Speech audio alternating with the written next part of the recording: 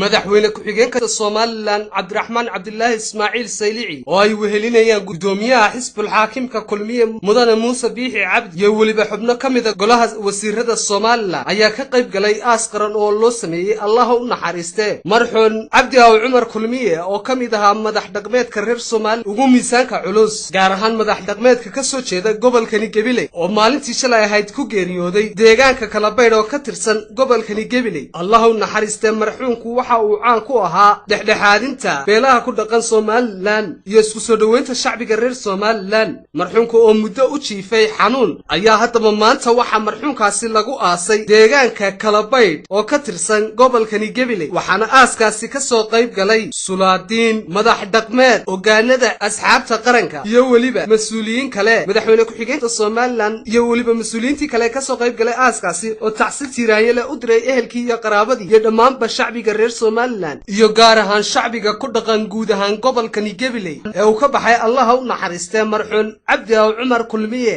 ayaa iyagoo ka hadlaya tacsidaasi waxay yiraahdeen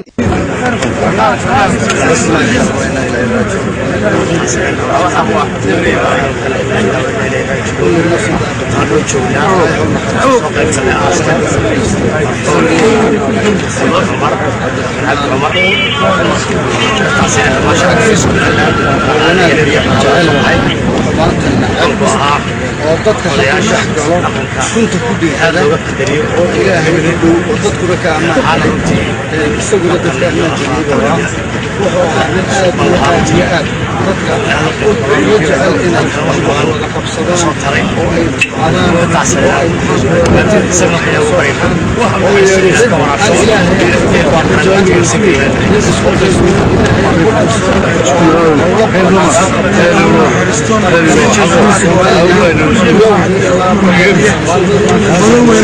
waxaan halkan ka tacsiireynayaa guud ahaan shacabka reer Soomaaliland iyo gaar ahaan dadka ku nool gobolka Gabiley tacsidii naxdinta lahayd ee shalay ku timid Cabdi Aaw Cumar Kulmiye oo ahaa oday caan ah oo dalka iyo dibadiisaba caan ku ahaa nabadgelyada caan ku ahaa dhiska qarannimada caan ku ahaa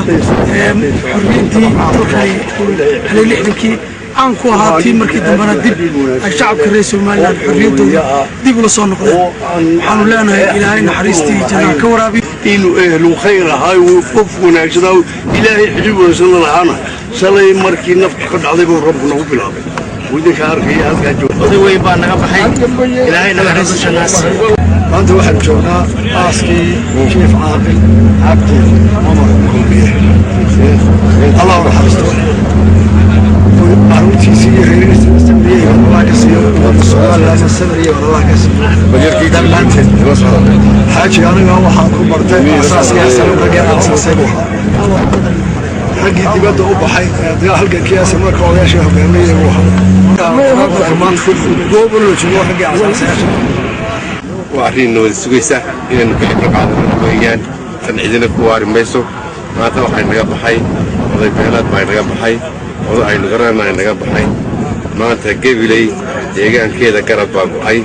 لا هي الناس يحوز قال واحد نجحون إن الله وإنا إليه راجعون إن الله وإنا إليه راجعون أبدأ أمرية